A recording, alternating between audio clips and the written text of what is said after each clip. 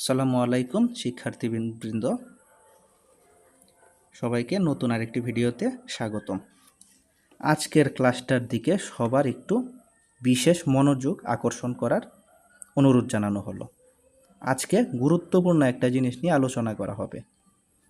তো আজকের আলোচনায় আমরা সমকোণী ত্রিভুজ থেকে কি করতে পারি এবং এখান থেকে অনেকগুলা এমসিকিউ এবং ত্রিকোণমিতির বা দূরত্ব উচ্চতার বেসিক অংশের আলোচনা কিন্তু এখানে থাকবে।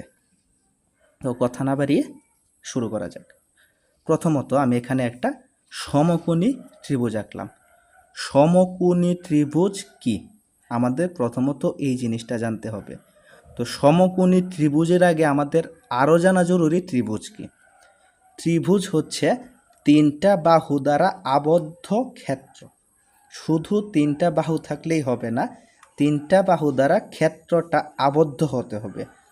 তিনটা বাহুকে একত্রে করে বা তিনটা রেখাকে একত্রে করে আমি একটা চিত্র তৈরি করব। চিত্রের মধ্যে কোনো ফাঁক থাকতে পারবে না, এটাই বলতে আবদ্ধ বুঝিয়েছে। যে এখানে যে আমি তিনটা বাহু দিলাম, কোথাও দিয়ে কিন্তু কোনো ফাঁক নেই। যদি ফাঁক থাকতো তাহলে কিন্তু এটা আবদ্ধ ক্ষেত্র হতো না। তো তিনটা বাহু দ্বারা আবদ্ধ ক্ষেত্রই হচ্ছে ত্রিভুজ। আর যে ত্রিভুজের একটি কোণ সমকোণ, সমকোণ আর সমান কোণ দুই জিনিস। সমকোণ বলতে বোঝায় 90 ডিগ্রি, সমকোণ বলতে বোঝায় 90 ডিগ্রি। তো যে ত্রিভুজের একটা কোণ সমকোণ বা 90 ডিগ্রি তাকে বলা হয় সমকোণী ত্রিভুজ। এখন সমকোণী ত্রিভুজের যে তিনটা বাহু আছে, তিনটা বাহু সম্পর্কে আমরা একটু পরিচিত হই। সমকোণী ত্রিভুজের তিনটা বাহু সম্পর্কে জ্ঞান থাকা আমাদের খুবই জরুরি। সমকোণী ত্রিভুজের এই জায়গায় কিন্তু সমকোণ উৎপন্ন হয়েছে। সমকোণ চেনার সবচেয়ে সহজ উপায় হচ্ছে 90 ডিগ্রি।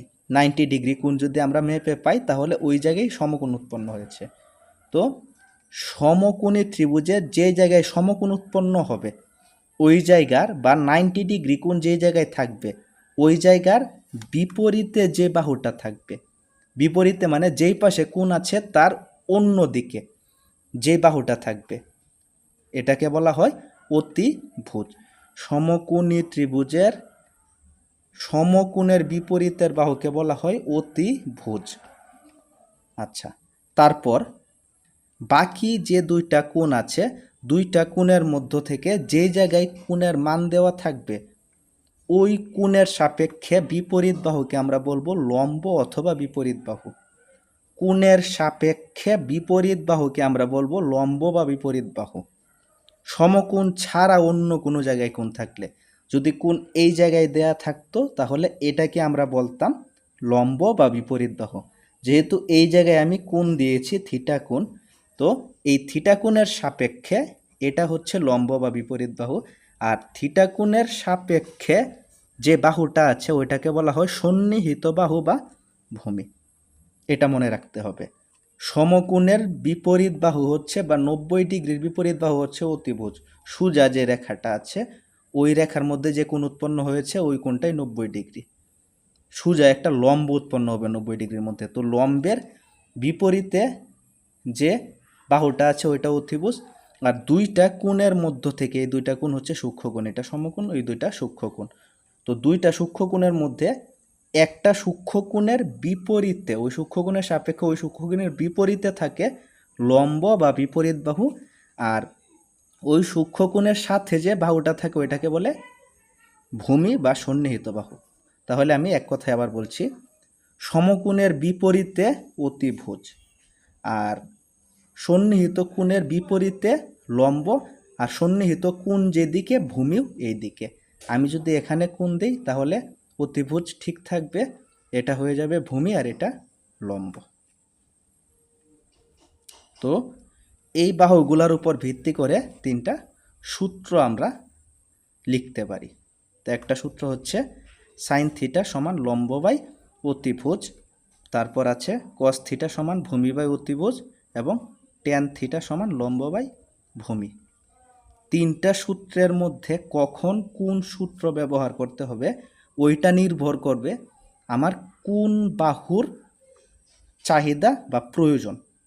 ওই প্রয়োজন অনুসারে আমি এখানে সূত্র প্রয়োগ করব।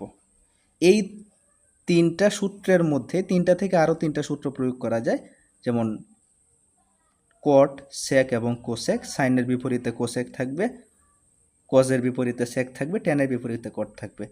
তো আমি প্রাথমিকভাবে তিনটা সূত্র নিয়ে আলোচনা করছি। তো এখানে যদি লম্ব এবং অতিভুজ এই দুইটা বাহুর মান আমার কখনো প্রয়োজন হয়, তখন আমি সাইনের সূত্র প্রয়োগ করব।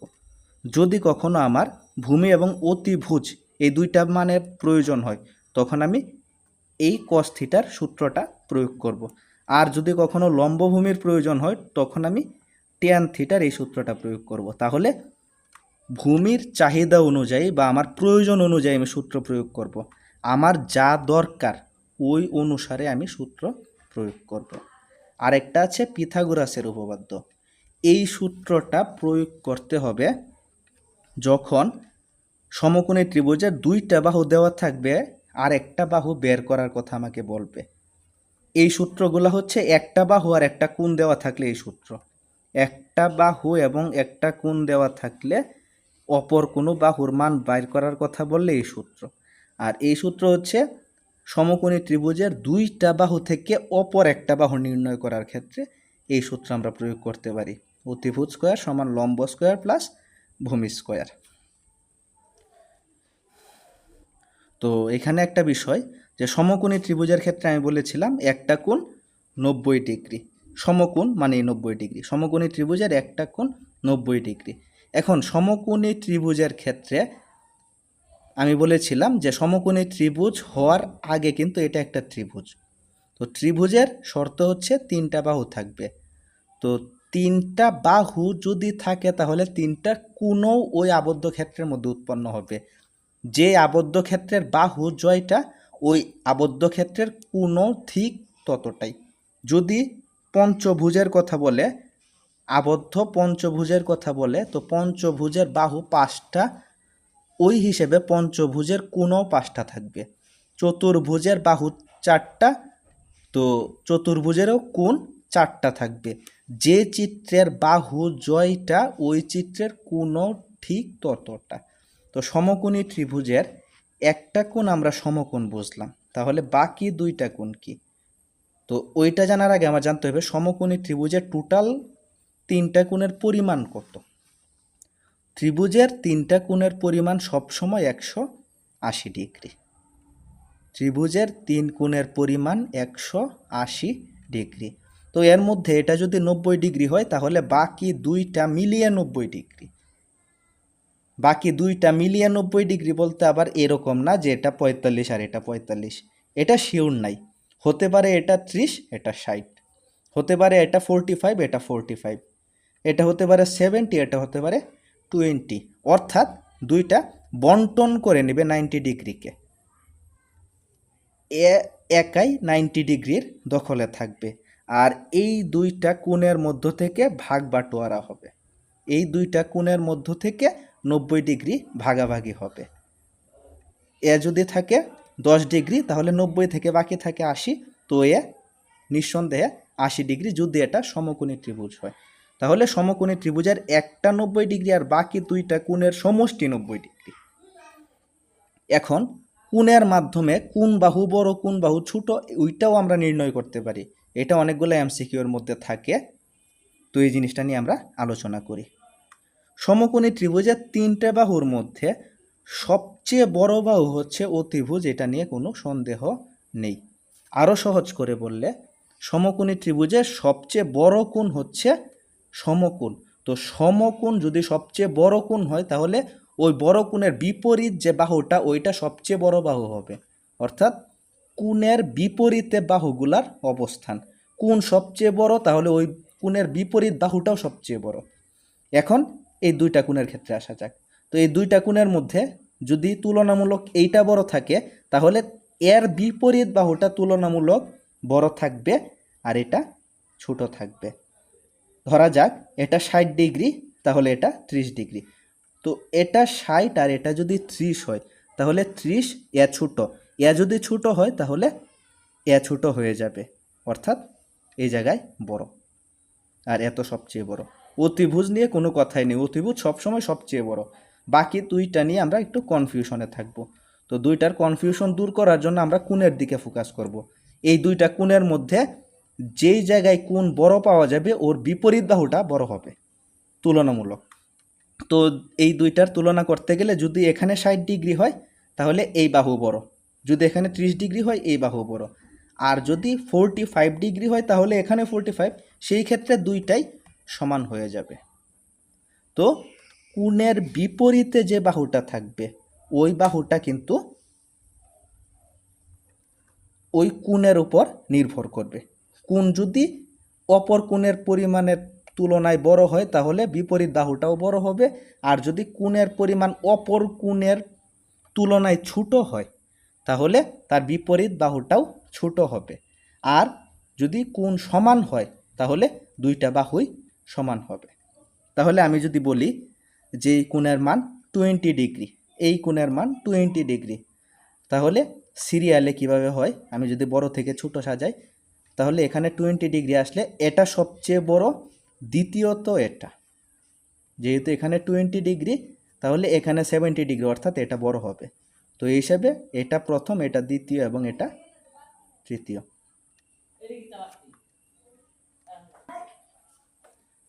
তো সমকোণী ত্রিভুজ থেকে মোটামুটি এই কনসেপ্টগুলো জানা থাকলে আমাদের জন্য সবগুলা সহজ হয়ে যায়। প্রথমত মানগুলা, পরবর্তীতে